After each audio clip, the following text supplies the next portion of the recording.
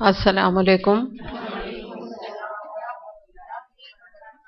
کیا حال ہے آپ سب کے؟ الحمدللہ. چلیں انشاءاللہ تعالی ہم سورہ علق کر رہے تھے اور انشاءاللہ تعالی ہم آج جو ہے آیت نمبر 9 سے لے کر اپنی تفسیر کا آغاز کرتے ہیں.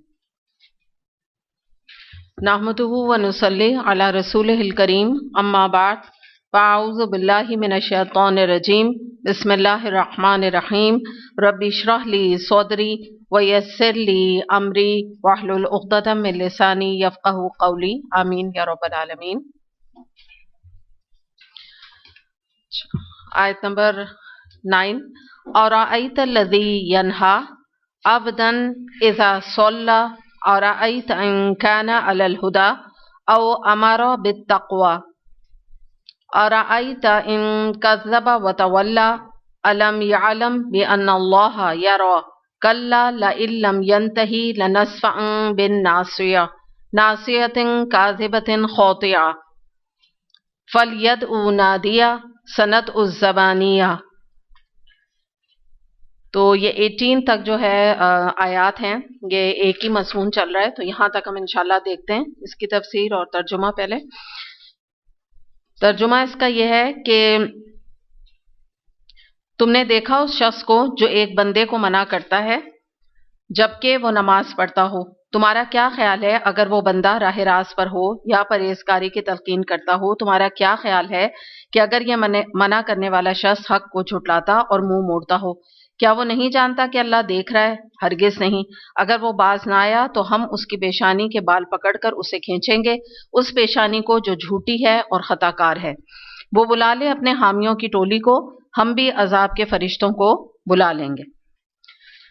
اب اس کو یہاں پہ ہم یہ دیکھتے ہیں کہ جو یہاں پہ ذکر کیا جا رہا ہے جس شخص کا، اس کا نام ابو جہل ہے. مفسرین کی، جمہور مفسرین کی یہی رائے ہے، اور جو یہ پورا مضمون یہاں پر آ رہا ہے تو اس کا ایک ہسٹوریکل بیک گراؤنڈ بھی ہے، وہ بھی اس کو انشاءاللہ دیکھیں گے.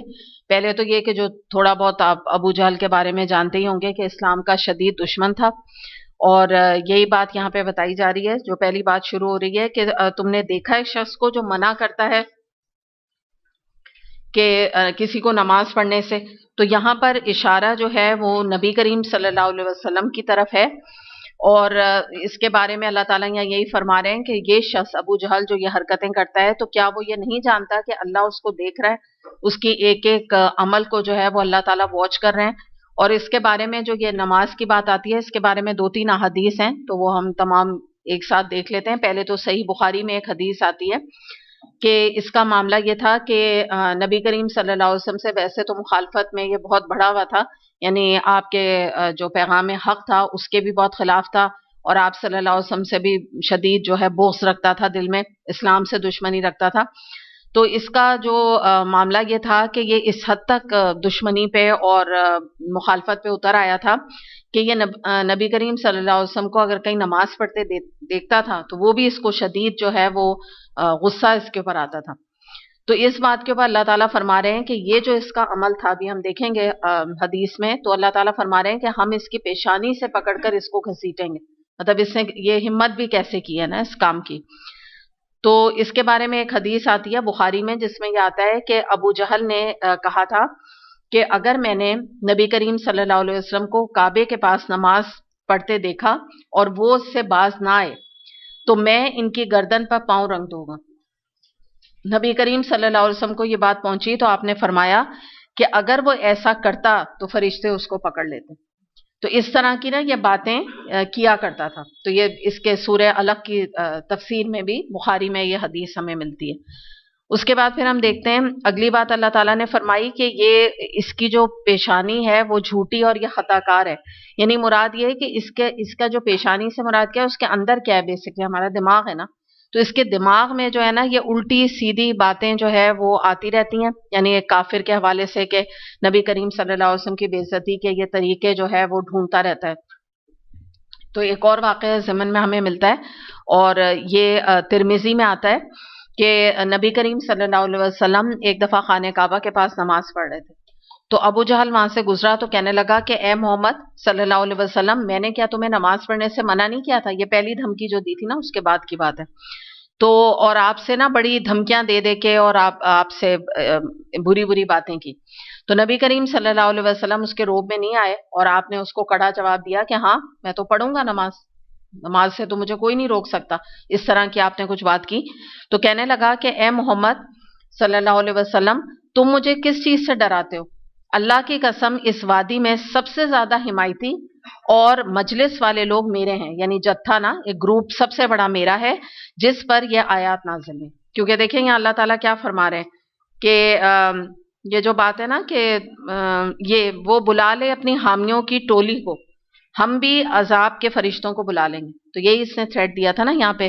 تو یہ ترمذی میں حدیث آتی ہے، مسند احمد میں حدیث آتی ہے. اس کے بعد پھر ہم دیکھتے ہیں کہ صحیح مسلم میں اسی حدیث میں تھوڑا سا اضافہ ہے اور اس میں یہ آتا ہے کہ اس نے آگے بڑھ کر آپ صلی اللہ علیہ وسلم کی گردن پر پیر رکھنے کا ارادہ کیا. اس کے بعد اس واقعے میں تو ایک دم الٹے پاؤں پیچھے ہٹا اور اپنے ہاتھوں سے اپنا بچاؤ کرنے لگا. تو اس سے کہا گیا کہ کیا بات ہے، اس کے جو اپنے کافر آفر وہاں موجود تھے، دوست حمایتی، تو وہ کہنے لگے کیا بات تمہیں ایک دم سے تم ایسے ایسے نا بچاؤ کرنے لگا. تو اس نے کہا کہ میرے اور محمد صلی اللہ علیہ وسلم کے درمیان آگ کی خندق اور ایسا ہولناک منظر اور بہت سارے پر میں نے دیکھے جس کی بنا پر میں ڈر گیا. پر کس کے؟ فرشتوں کے نا، سمجھ گئے آپ.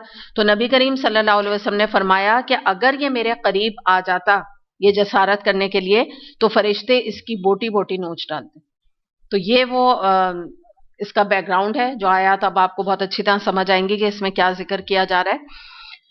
اور دوسری جو بات یہاں پر اگلی آ رہی ہے وہ یہ آ رہی ہے کلا لا تطیعہ واسجد واقترب، ہرگز نہیں اس کی بات نہ مانو اور سجدہ کرو اور اپنے رب کا قرب حاصل کرو.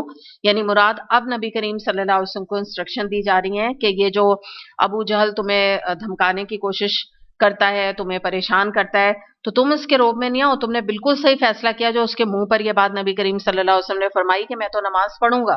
تو یہی فرمایا یہاں پہ آپ کو انسٹرکشن دی جا رہی ہیں کہ تم اس کی بات نہ مانو بلکہ تم سجدہ کرو. سجدے سے مراد یہاں پہ کیا ہے؟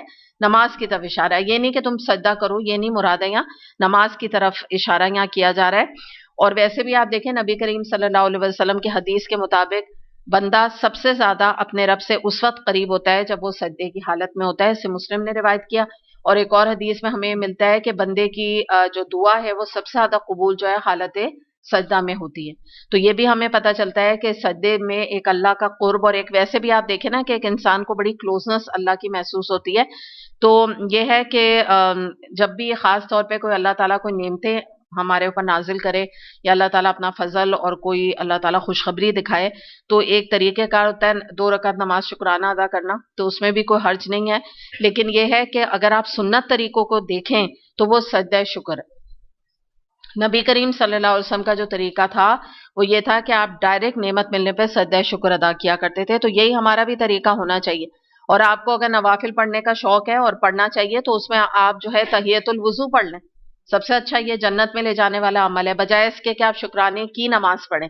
کیونکہ یہ جو ہمارے معاشرے میں پایا جاتا ہے نا، میں شکرانے کی نماز پڑھتی ہوں، میں کوئی مجھے نعمت ملی تو میں شکرانہ ادا کرنے جا رہی ہوں، یہ سنت سے ثابت عمل نہیں ہے. میں نے یہی کہا کہ کوئی منع کچھ نہیں، کیونکہ آپ نماز پڑھ رہی ہیں نا، نماز تو ہر طرح کی پڑھی جا سکتی ہے، لیکن جو بالکل سنت عمل ہے وہ یہ ہے جو نعمت ملے تو کوئی چیز بھی آپ کے اور رب کے درمیان نہیں آنے پائے. مطلب بیچ میں آپ کو کوئی آیتیں اور صورتیں بھی نہ پڑھنی پڑیں، اتنی جلدی آپ ڈائریکٹ سجدے میں جائیں اور اللہ کا شکر ادا کریں.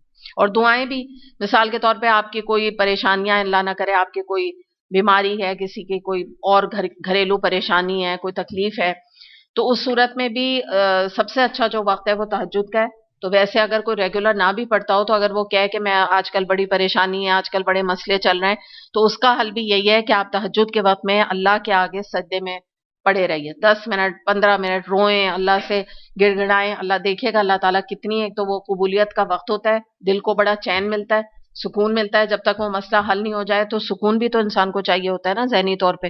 تو چین ملتا ہے، سکون ملتا ہے، بڑی اللہ کی محبت جو ہے انسان کے اندر پیدا ہوتی ہے. تو یہ بھی ایک کرنے کا الحمدللہ کام ہے اس کے حوالے سے.